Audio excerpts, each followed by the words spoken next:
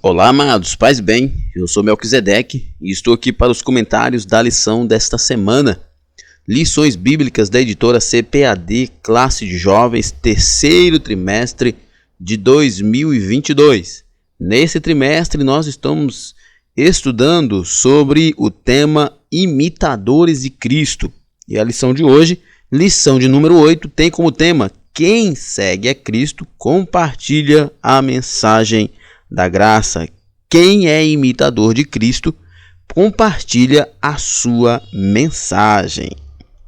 Lembrando que você pode receber, ou melhor, você pode no ebdemfoco.com encontrar aula em vídeo, aula em áudio, aula em PDF e treinamento para professores de EBD totalmente gratuitos. Isso mesmo, você acessa www.ebdemfoco.com e você vai encontrar aula em vídeo, aula em áudio, aula em PDF e treinamento para professores da EBD completamente gratuito. Além disso, você também pode receber subsídios pelo WhatsApp, subsídios gratuitos. Você salva este número no seu telefone, que é 94 o DDD, não esqueça, é 94 o DDD 984092869, 984092869, né, com o DD 94, e você manda uma mensagem com a palavra com a frase, né, receber subsídios. Aqui no seu canto direito você está vendo aqui, ó, alguém, o exemplo, né, o modelo de alguém que mandou a frase: quero receber subsídios dessa semana. Ou você pode mandar simplesmente receber subsídios, que você vai receber uma série de conteúdos gratuitos pelo seu WhatsApp para você estudar e melhorar a sua ministração na sua escola bíblica. Você encontra no ebdemfoco.com também um conteúdo premium para você que é assinante. Se você deseja ter acesso a esse conteúdo, você precisa ser assinante, né? Slides em PowerPoint, sermões em PDF, curso básico de teologia e cursos diversos, né? Acesse www.ebdemfoco.com e confira. Muito bem, vamos então para a nossa ministração. O texto principal da nossa lição é Colossenses 3 e 11. Na verdade, a nossa lição é basicamente baseada no capítulo 3 de Colossenses, que aliás é um capítulo de prático, né? É um capítulo com conteúdo extremamente prático, muito importante, que todo cristão deveria ler para colocar em prática as lições que estão ali inseridas, que estão ali explicadas. Diz o texto: onde não há grego nem judeu, circuncisão nem incircuncisão, bárbaro, cita, servo ou livre, mas Cristo é tudo em todos, né? O texto está dentro de um contexto onde Paulo ensina os irmãos que a velha natureza morreu. Nós morremos para o pecado, nós não somos mais escravos do pecado e agora nós devemos viver como novas criaturas. E esta bênção é tanto para grego, para judeu, para circunciso, incircunciso, para bárbaro, para cita, para servo, para livre, enfim, esta bênção do novo nascimento, a bênção da regeneração em Cristo é para todos. O resumo da lição nos diz: em Cristo somos capacitados para ser pregoeiros da verdade, embaixadores do Evangelho do Reino. Aliás, o Evangelho é do Reino, o Reino é de Cristo e a capacitação também vem de Cristo. Ninguém melhor do que o Rei deste reino, o Senhor dessas boas novas, para nos dizer como deve ser feito. Então, nós devemos pregar o Evangelho a partir do que nos ensina a palavra de Deus. Como disse, a nossa leitura bíblica em classe, né, o texto bíblico da lição se encontra em Colossenses capítulo 3. Né? Aqui na revista, os comentaristas colocaram pontualmente os versos 11 a 14, mas você deve ler todo o capítulo porque é importante. Eu não vou me deter no texto por uma questão de tempo, mas óbvio você já deve ter estudado. Se ainda não, deve estudar exaustivamente esse capítulo e fazer comparações com referências correlatas. Nossa introdução. A presença do Evangelho em nossas vidas transforma completamente nossos paradigmas e opiniões pessoais. A experiência paulina da recepção da graça é um exemplo indubitável de como Deus pode transformar um odioso perseguidor de cristãos em um humilde servo da causa do Mestre. Isso aqui é o exemplo, no segundo slide, o exemplo do que a graça faz. E a ideia está no primeiro slide, aqui que nós estamos lendo na nossa tela, que é muito importante. A presença do Evangelho em nossas vidas transforma completamente nossos paradigmas e opiniões pessoais. O Evangelho, Paulo diz, o Evangelho de Cristo é poder de Deus para a transformação de todo aquele que crê. Olha, quando Paulo diz, ele diz que o Evangelho é poder. Ele não diz que o Evangelho pode, que o Evangelho tinha, ou que o Evangelho contém poder, ou coisas similares. Ele diz que o Evangelho é poder. É poder. Se nós então vivermos o Evangelho da forma que Jesus ensinou, da forma que os apóstolos ensinou, se nós vivermos o Evangelho da forma como a Bíblia nos apresenta, é impossível não termos vidas transformadas. É impossível não termos vidas mudadas. O que muito se acontece por aí é que existe um falso evangelho sendo pregado, trazendo falsas conversões e falsas mudanças de vida. É imperativo. O Evangelho nas nossas vidas nos transforma. E prova disso, biblicamente falando, contextualizando, a história de Paulo é uma história clássica, clara e perfeita para mostrar que quando o Evangelho chega, ele muda a vida, ele muda a história. Mas isso também pode ser percebido nas nossas vidas. Quantos de nós tínhamos linguagem impura? Quantos de nós tínhamos práticas impuras? Quantos de nós éramos idólatras? Quantos de nós eram beberrões? Quantos de nós eram adúlteros, prostitutas? Quantos de nós vivíamos na pior espécie de pecado e somos transformados por causa do Evangelho? O Evangelho de Cristo é que transforma a vida. O Evangelho que pregamos deve promover mudança nas pessoas. Essa mudança começa no interior e vem de dentro para fora. Esse é um ponto também importante que nós vamos estudar nessa lição, onde Jesus nos ensina que primeiro se lava o copo por dentro, para depois ficar limpo por fora. O que muitas comunidades no Brasil erram. E quando a pessoa adere à comunidade, eles querem logo mudar o perfil da pessoa no estereótipo, esquecendo de levar essa pessoa a um conhecimento profundo e verdadeiro do Evangelho, para ela primeiro ser transformada por dentro. Porque uma vez que ela se transforma por dentro, por fora, logo acontecerá também essa transformação, e essa transformação será contínua, permanente. Uma vez que se transforma o exterior antes do interior, essa transformação ela é temporária. Vamos para o nosso primeiro tópico: atitudes que proclamam a Cristo. O tema, o título desse tópico é muito importante, porque o autor está dizendo atitudes que proclamam a Cristo. Óbvio, nós vamos ver que a principal forma de proclamação do Evangelho é a pregação da palavra de Deus, é a principal. Mas isso não está mais a pregação do Evangelho, a proclamação do Evangelho de Cristo, a proclamação de Cristo, da salvação de Cristo, não está restrita à pregação do Evangelho. Porque se assim fosse, nós estaríamos com um problema, porque nem todo mundo pode pregar. Mas a pregação oral, verbal da Bíblia é a principal forma de expressão do Evangelho de Cristo, mas não é a única.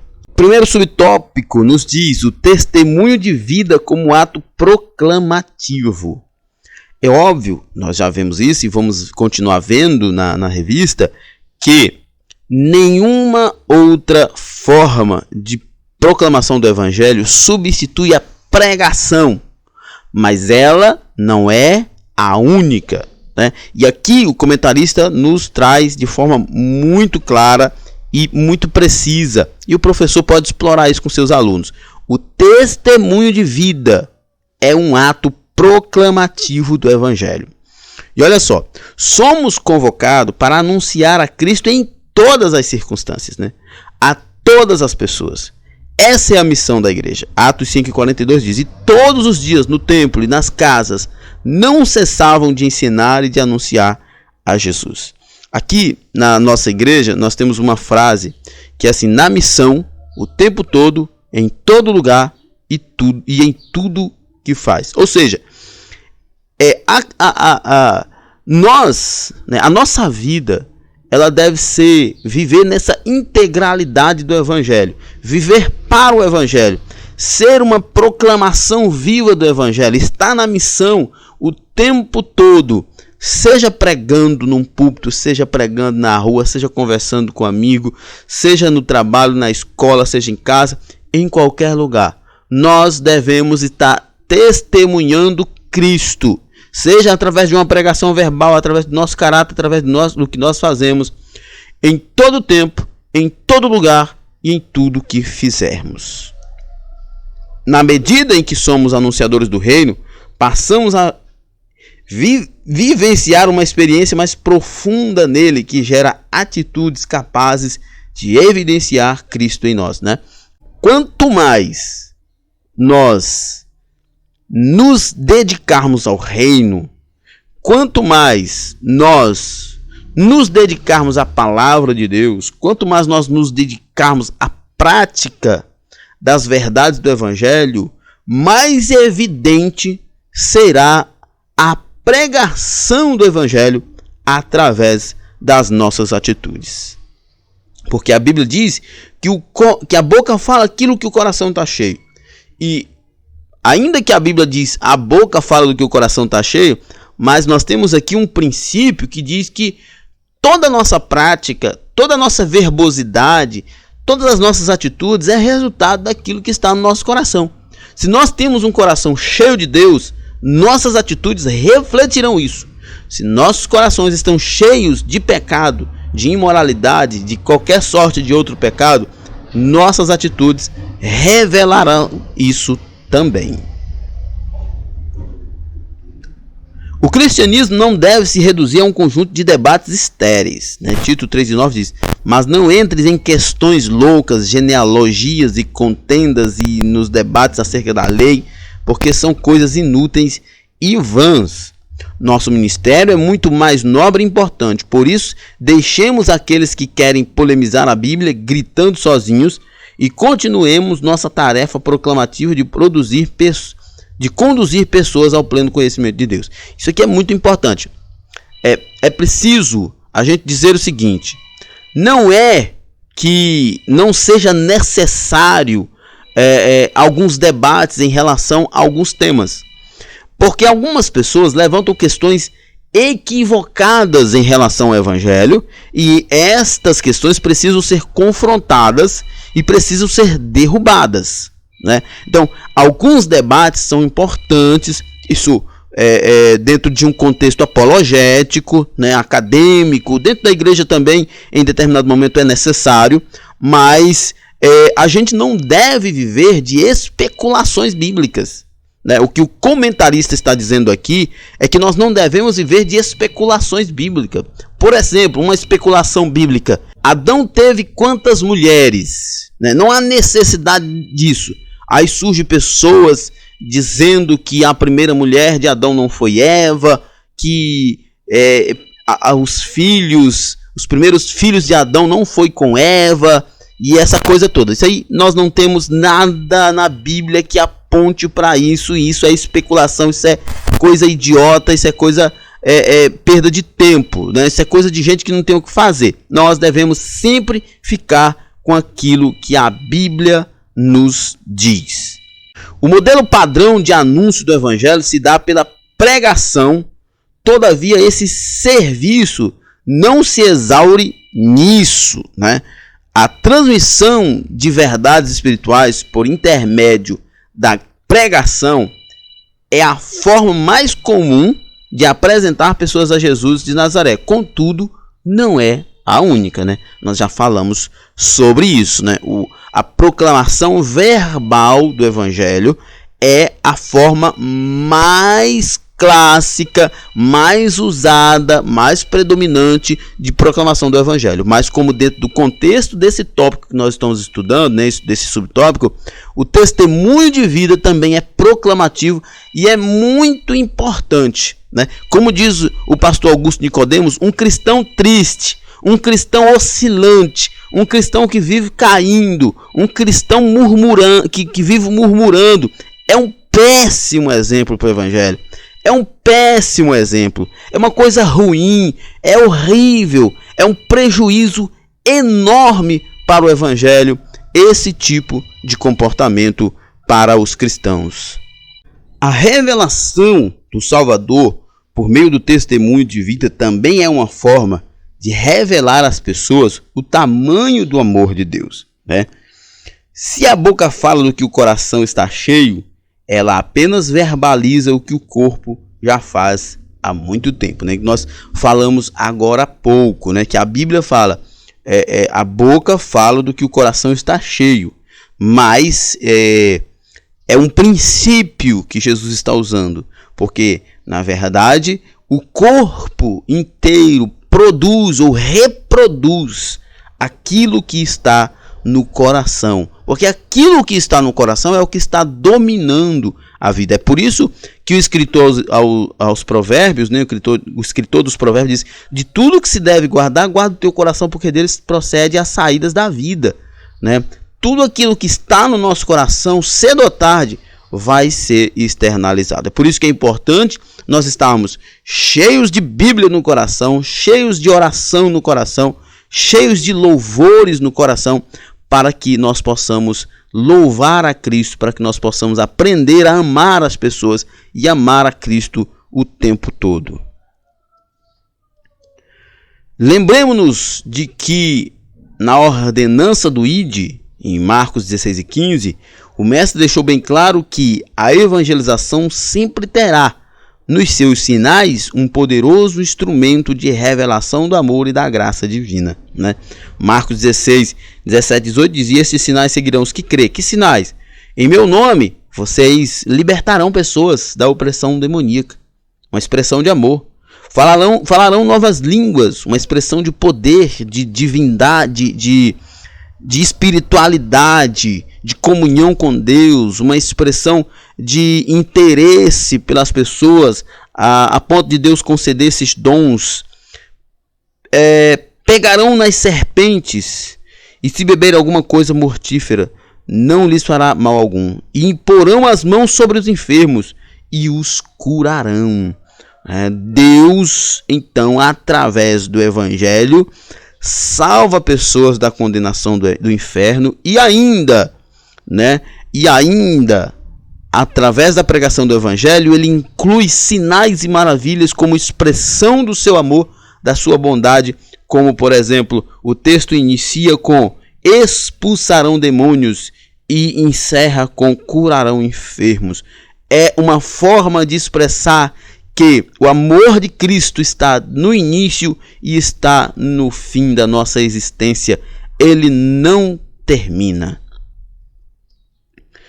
Anunciando Cristo através de uma vida que não faz o mal. Paulo exortou os crentes da igreja que estava em Colosso e todos os que leriam aquela carta a assumirem um padrão comportamental que rompesse com os costumes e hábitos daquela sociedade decadente. Colossenses 3, 8, 9 e 15, mas agora despojai-vos também de toda a ira, da cólera, da malícia, da maledicência, das palavras torpes da vossa boca. Não mintais uns aos outros, pois que já vos despistes do velho homem com os seus feitos e a paz de Deus, para a qual também foste chamados em um corpo, domine em vossos corações e sedem agradecidos. Olha só, o que é muito importante, né? A salvação, ela produz mudança de vida. A fé nos leva a caminhar em direção a essas mudanças. Por isso que a Bíblia diz que a salvação é pela graça, por meio da fé, e isso não vem de vós, é dom de Deus. Ou seja, a graça é Deus nos salvando de forma imerecida. A fé é nós caminhando em direção a isso. Por amor a Cristo, por obediência à sua palavra, nós vamos abrir mão do nosso velho eu. É assim que todo cristão deve viver e crescer em espiritualidade, crescer em maturidade. O que Cristo fez? Morreu por mim.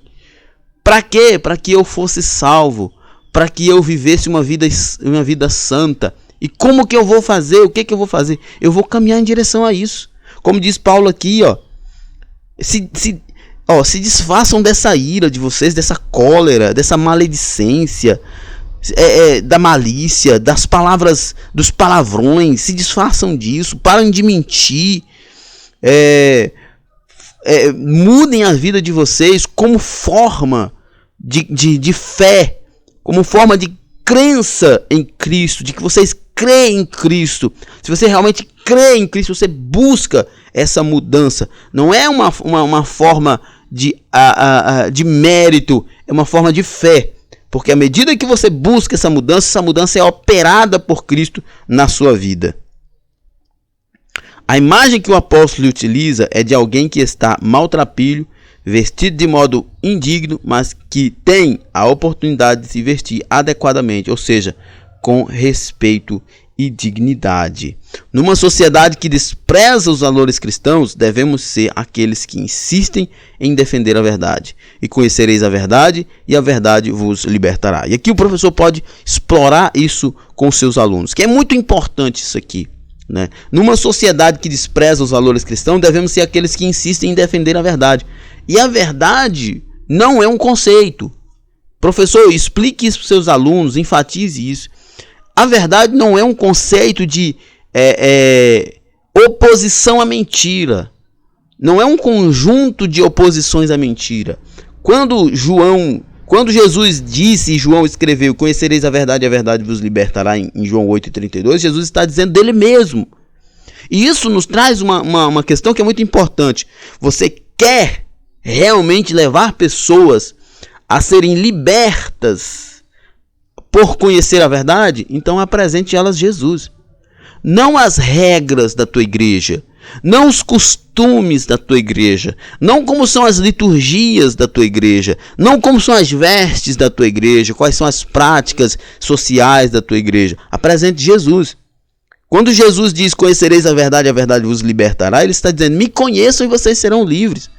Por quê, Melk? Porque lá na frente ele diz, se o Filho vos libertar, verdadeiramente serão livres. E dentro desse contexto ele explica várias vezes que essa verdade é ele, que o conhecimento que nós precisamos ter é de Cristo para sermos libertos. Diante do ódio que vigora em nossos dias, somos convocados para promover a paz, seguindo os passos do príncipe da paz. O nascer de novo é uma ruptura interior, espiritual com as forças das trevas, que produz um afastamento pessoal e social de tudo aquilo que nos distancia de Deus. É verdade. Paulo diz em Efésios 2:10 que nós somos criados por Deus em Cristo. Ou seja, nós somos tirados das trevas. Aquele velho homem que vivia no pecado, ele morreu lá. Nós fomos recriados em Cristo. Isso significa que nós temos um novo hábito. Professor, explore isso com seus alunos. Como nós nascemos de novo, e nós não apenas nascemos de novo, nós fomos criados por Deus em Cristo. Então o padrão é Cristo. Entende? Nós temos que fazer essa ruptura do velho e do novo homem, porque o velho homem morreu na cruz e o novo homem nasceu em Cristo e deve ser semelhante a Cristo.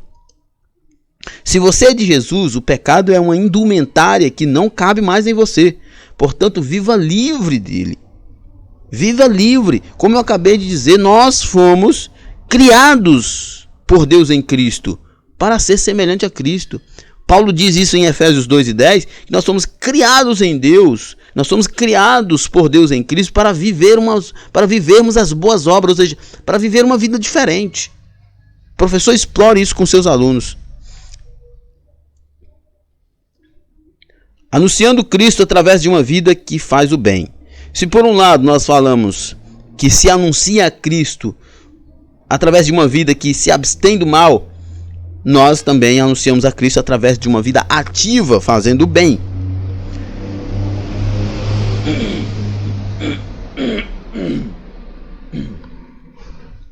É importante ressaltar que não basta deixar de fazer o errado. É urgente que sejamos praticantes do bem. O mundo carece de pessoas comprometidas diariamente com a construção de uma sociedade melhor. Não basta deixar de praticar a iniquidade, é necessário fazer o bem. Eu não me lembro quem é o autor dessa frase, eu não sei se é Chesterton, mas tem um autor muito conhecido e muito famoso que diz que para o mal prosperar, não é preciso que os maus façam muita coisa, basta que os bons não façam nada. Porque uma vez que o bem não faz nada, uma vez que o bem não está presente, o mal está. Porque existe um conceito, né, e as pessoas, muitos teólogos defendem isso, que não existe escuridão, né, na perspectiva da física, né, da ciência. A escuridão é a ausência de luz. E o mal, ele não existe por si só, ele é a ausência do bem. Uma vez que não se pratica o bem, que os cristãos não se praticam o bem, por mais que eles não praticam o mal, haverá quem pratique o mal e o mal predominará.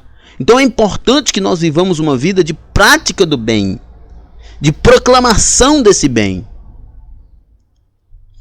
Deus quer que sejamos cada vez mais parecidos com Ele. Colossenses 3:10 diz: e vos revestes do novo, que se renova para o conhecimento segundo a imagem daquele que é Cristo, que é aquele que o criou, que é Deus em Cristo, né? Nós devemos viver de uma forma que Cristo seja visto, né? Alguns catecismos na história, acredito que o catecismo maior, ele diz assim: qual é o fim do homem? O fim do homem é parecer com Deus. Haja vista, Deus diz que criamos o homem, né, ou façamos o homem nossa imagem e semelhança. O pecado veio, deformou essa imagem, mas nós, quando conhecemos Jesus, a nossa meta é parecer com Deus. O catecismo de Westminster diz que o homem deve viver para a glória de Deus para gozá-lo eternamente, né? Devemos viver para glorificar, para anunciar, para sermos felizes em Cristo o tempo todo. E isso é importante porque isso também é uma forma de pregação das boas novas de Cristo, porque as pessoas estão oprimidas. E o viver em Cristo, o viver para Cristo, o gozar eternamente a Cristo é uma mensagem que deve ser pregada, porque ela é uma novidade para aqueles que estão oprimidos. Ele nos amou até o último limite. Devemos fazer da mesma forma para com pessoas à nossa volta. O amor não pode ser medido. O professor pode explorar isso com seus alunos, inclusive. Lembra que os discípulos chegaram para Jesus e perguntaram: Senhor, até quanto devemos perdoar? Até 7 vezes perdoar o nosso irmão? Jesus disse: não até 7 vezes, mas até 70 vezes 7. É óbvio que Jesus não está calculando um número. Jesus está dizendo para os seus discípulos: não se mede a quantidade que se perdoa. Não se mede a quantidade que se ama. Perdão e amor não pode ser medido. Ele deve ser contínuo, constante, toda vez que precisar. Se de fato somos conhecedores de Deus, devemos andar nas obras que Ele nos propôs, fazendo da vida um caminho de perdão e restauração de relacionamentos. Foi isso que Paulo diz em Efésios 2:10, que nós acabamos de citar.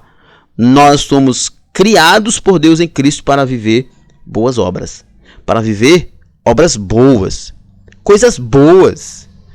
Entende? Isso aqui é importante, o professor pode explorar com seus alunos. Nós somos criados por Deus para viver uma vida boa. E eu não estou dizendo que a vida boa não é uma perspectiva materialista, não. é uma vida feliz, alegre, contente, amando as pessoas, respeitando as pessoas. Não aquela vida triste, amarga, em busca de coisas que nunca satisfarão a vida. Nós precisamos entender que Deus nos criou em Cristo para ter uma vida boa, para viver vida boa e para praticar boas obras. Segundo tópico, Cristo, toda a mensagem de todos. O dever evangelístico é para todos. Como bem afirmou Cristo, nele todos somos um. Os múltiplos ministérios, dons e sinais que são distribuídos pelo Santo Espírito para a igreja têm como objetivo central validar nossos esforços evangelísticos. Se algo em sua vida ou em sua igreja está sendo feito, mas não visa a proclamação do evangelho, não deve ser realizado, pois isso não vem de Deus. Eu particularmente tenho muita alegria em dizer que há poucas coisas que eu discordo na minha comunidade. É óbvio, nenhuma comunidade é perfeita. Não tem como você dizer assim, minha comunidade é perfeita. Não tem. Nós somos feitos, nossas comunidades são constituídas de pessoas imperfeitas. Não tem como ser perfeita aqui. Mas graças a Deus, muitas das aberrações que se vê em outras comunidades não tem lá. Não tem. Graças a Deus. E nós precisamos ficar só com o evangelho, irmãos. Ainda que a gente fale porque nós somos falhos, ainda que a gente extrapole alguma coisa, mas a gente precisa ser criterioso nisso, em viver só o evangelho mesmo, sem essas inovações, essas coisas novas. Como diz o pastor Tiago Rodrigues, que esteve pregando na nossa festa de aniversário há poucos dias, né, um dos grandes problemas da queda do homem foi a Eva prestar atenção numa ideia de novidade que a serpente trouxe. Certamente não é assim, Eva, que vai acontecer. Foi isso que a serpente disse. A Eva ficou toda atenta. Tem uma coisa nova aí para eu ver. A gente precisa ter cuidado com essas novidades. A gente precisa ficar com a Bíblia e não com essas novidades. Paulo lembra aos irmãos em Colossos que não importa a origem étnica de alguém, sua bagagem cultural ou seu estado civil. Isso numa sociedade de pessoas livres e escravas.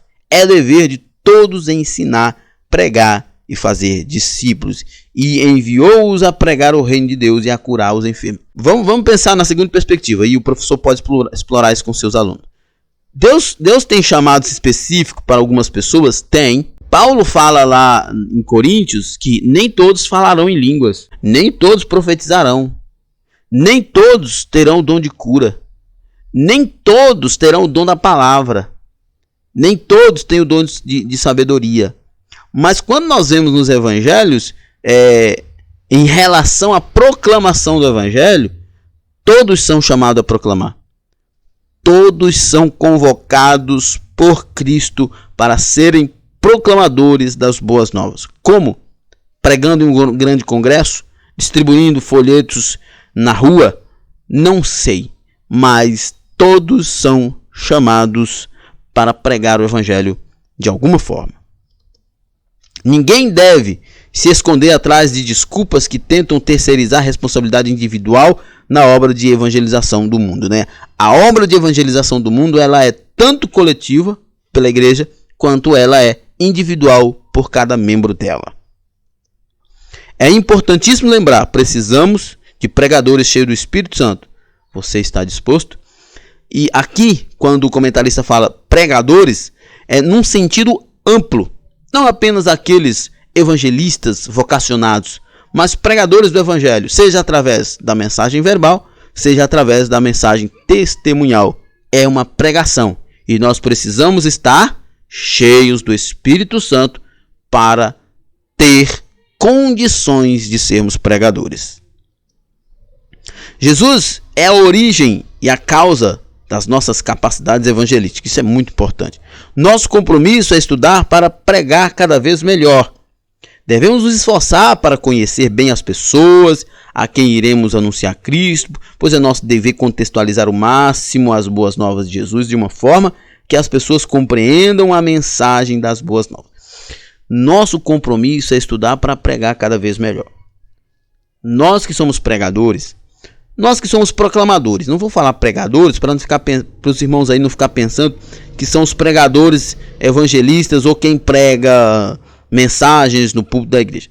Nós proclamadores, tá? O professor explora isso com seus alunos. Nós proclamadores precisamos nos preparar. Isso é importante.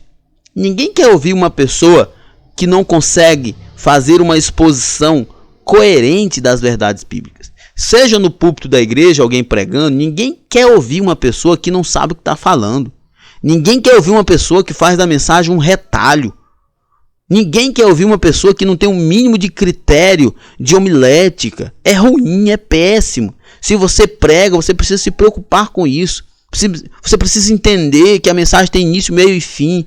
Você precisa ser didático para que as pessoas entendam. Porque às vezes você tem na nave da igreja, no auditório da igreja, um médico, um advogado. Mas também você tem uma senhorinha, um senhorzinho que é analfabeto, que não tem leitura. Então você precisa ser didático, você precisa ser paciente, simples.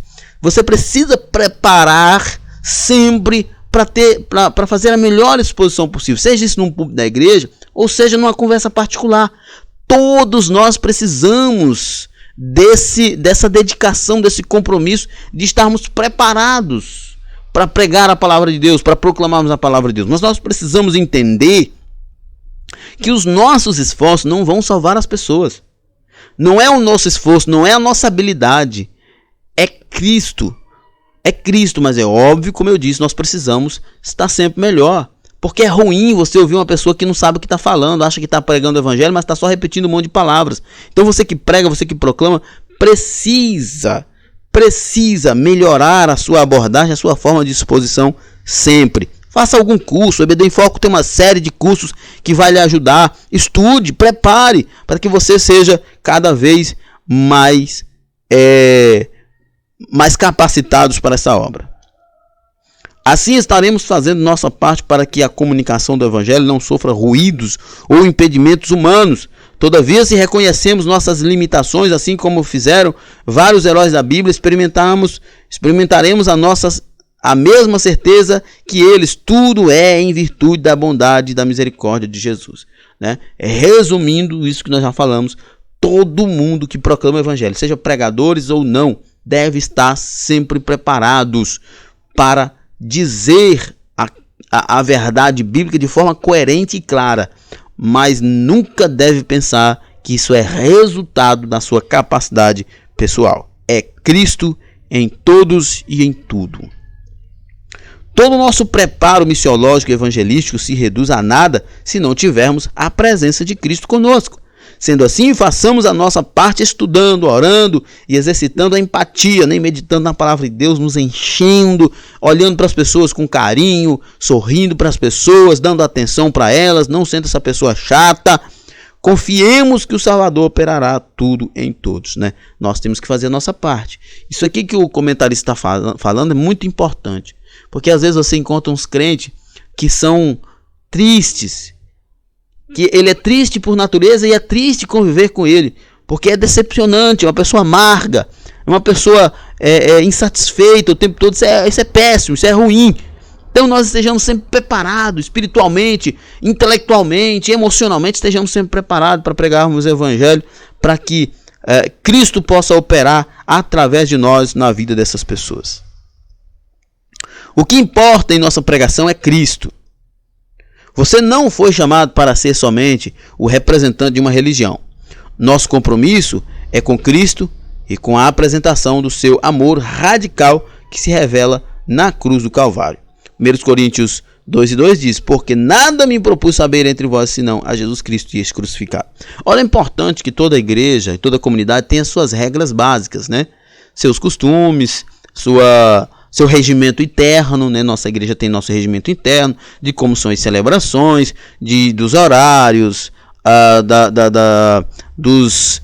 das obrigações de cada obreiro, dos ministérios, das suas lideranças, né? Tudo isso está dentro do regimento e é importante isso, né? É importante, questão dos costumes, de veste, tudo isso é importante, mas isso não é o Evangelho.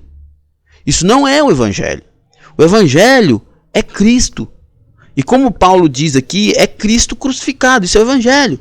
Essas são as boas novas. Jesus morreu na cruz para nos salvar. Essas são as boas novas. Se isso não salvar uma pessoa, o regimento interno de uma comunidade não vai salvar, amigo. Se isso não conduzir uma pessoa ao arrependimento, o regimento interno, os costumes que algumas igrejas acabam chamando de doutrina, e que não é doutrina. Doutrina é encarnação, é ressurreição, é morte de cruz, é batismo, é céu, inferno, pecado, salvação. Isso é doutrina. Mas tipo de roupa, se joga futebol, se assiste, se tem TV em casa ou não, isso não é doutrina, isso é costume. Essas coisas não mudam a vida de ninguém. O evangelho de Cristo muda a vida das pessoas. É importante que cada comunidade tenha os seus costumes, o seu regimento interno? Mas isso não é evangelho. Nós não podemos confundir isso. Se alguém chegou na sua comunidade e diz, quero fazer parte dessa comunidade, apresente ela a Jesus. Antes de qualquer coisa, antes de apresentar o regimento interno, apresente Jesus. Na nossa igreja nós temos esse perfil.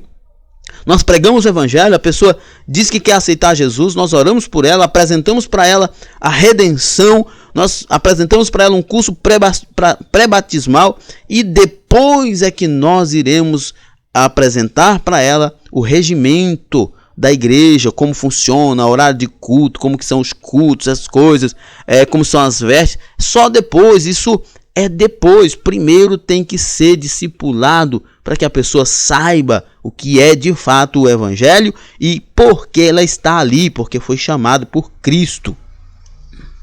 Só nos interessa falar do amor de Jesus, denunciar o pecado para revelar Jesus, orar por milagres para que os incrédulos vejam o poder do Salvador, servir uns aos outros até que sintam a presença de Deus em nós. Primeiro o evangelho, primeiro o discipulado, depois o regimento interno da comunidade. Não fomos chamados para agradar as pessoas com palavras sofisticadas, que ao invés de convidá-las à salvação, apenas anestesiam seus pecados.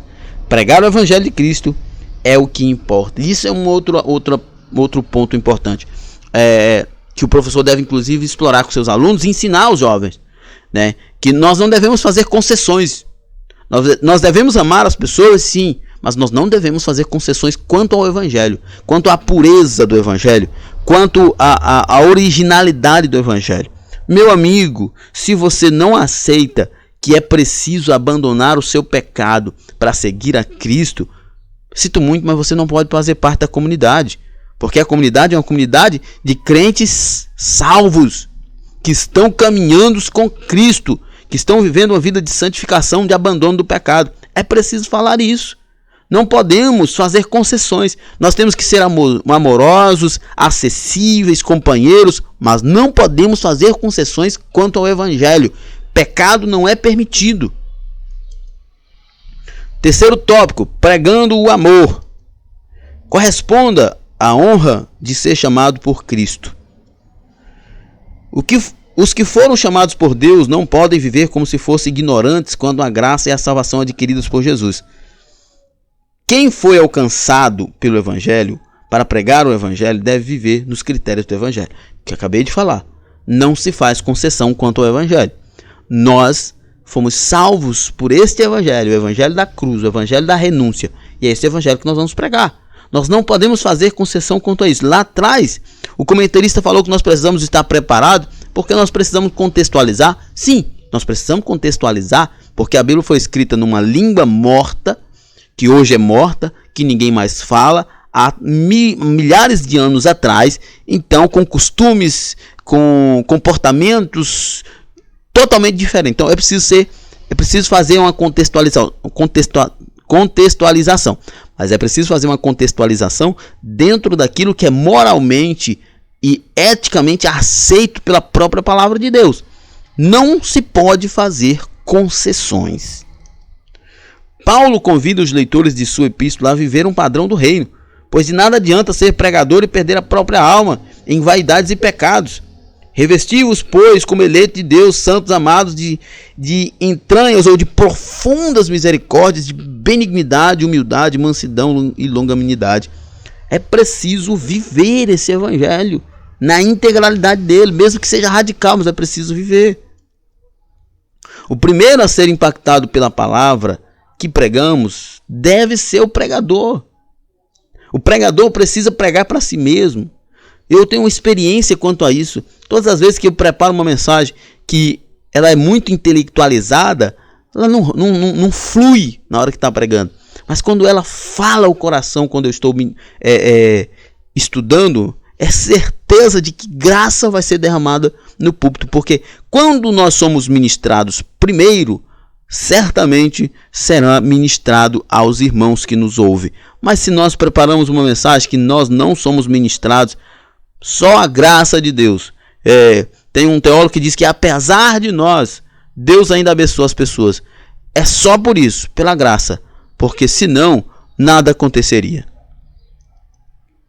Como representantes de Cristo nessa geração, devemos ser reconhecidos pelos sentimentos e obras que o representam. Compaixão, bondade e humildade. Se alguém assume essa vocação missionária e evangelística, precisa entender as consequências que acompanham esse comprometimento. Seremos odiados por todos. Mateus 10, 22, 24 e 9 nos fala sobre isso, né?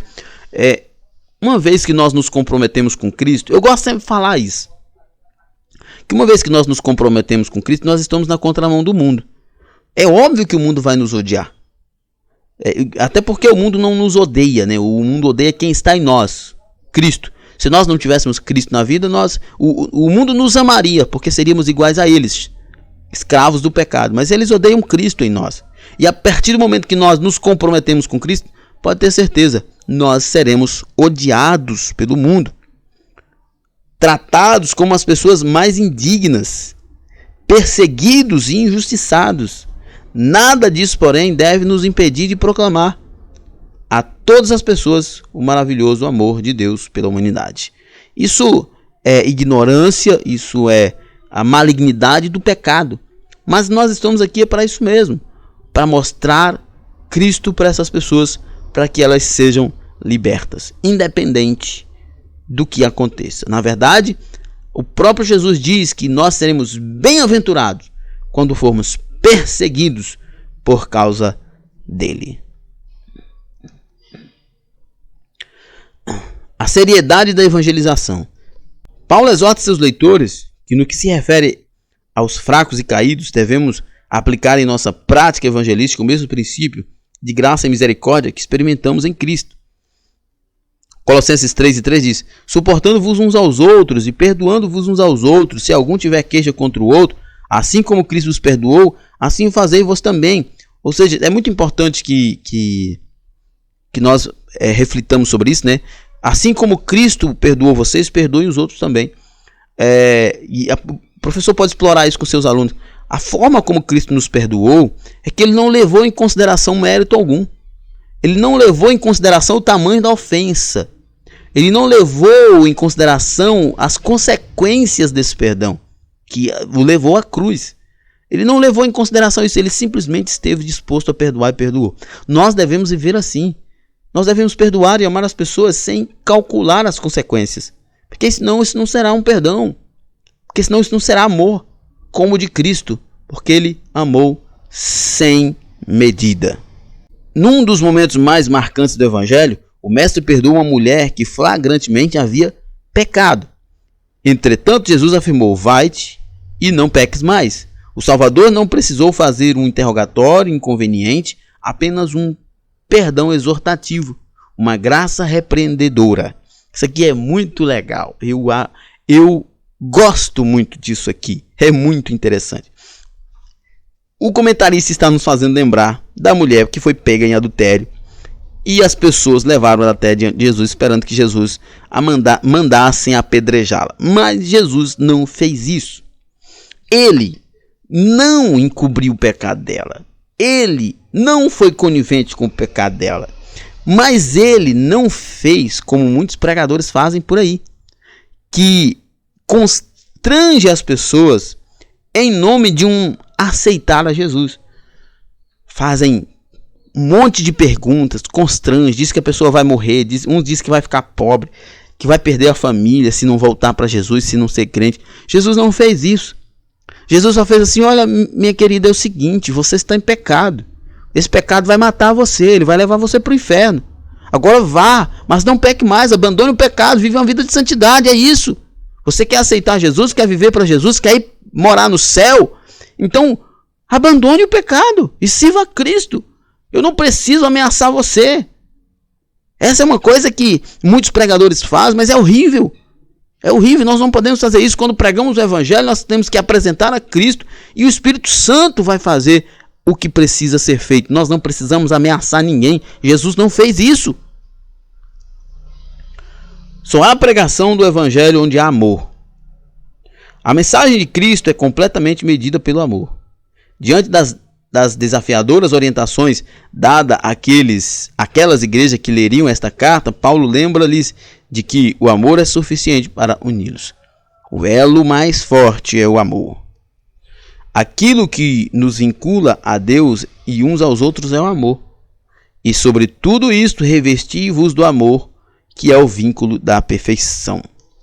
É por isso que uma pregação genuinamente cristã não pode ser odiosa, pois este não é o padrão divino. Jesus foi enfático para aquela mulher: vai e não peques mais. Siga a tua vida, uma vida de santidade. Mas ele não gritou, esbravejou, ele não ameaçou, ele não fez um monte de considerações. Ele apenas disse: não peques mais. Viva uma vida de santidade, que tudo será diferente. Num tempo de tantos conflitos, que a igreja seja um lugar de apaziguamento das tensões, o ponto de equilíbrio em meio ao caos. Vivamos em amor. Nós, como eu falei agora há pouco, quando os discípulos perguntaram: Jesus, até quanto devemos perdoar o nosso irmão? 7 vezes, tá bom? Jesus disse: não 7, mas 70 vezes 7. É óbvio que Jesus não estava calculando. Jesus estava exatamente quebrando esse paradigma, dizendo para Pedro e os companheiros dele: não, o amor e o perdão não se mede, não se calcula. Ele simplesmente se oferece. Foi machucado, perdoe. Não teve nenhuma expressão de amor, mas continue amando. Ame voluntariamente. Jesus está dizendo: olha, não se mede o amor, não se mede o perdão. Por mais que as pessoas, os teólogos, costumam fazer essa comparação em relação à gravidade do nosso pecado e à gravidade da cruz, mas não se tem essa medição. O amor de Cristo é incalculável, o perdão de Cristo é incalculável, e nós devemos imitá-los o tempo todo. Nossa conclusão. Nossa vocação evangelística universal é uma das maiores honras que a fé cristã nos concede. Todos os crentes têm o dever de pregar a mensagem da salvação aos não crentes. Esta não é uma responsabilidade só do pastor ou dos missionários. O tema de nossa pregação deve ser sempre um só: Cristo crucificado. Ele foi ferido e morreu na cruz por amor a nós. Amém? Que Deus nos abençoe e nós ficamos por aqui. Até a próxima aula. Paz e bem a todos.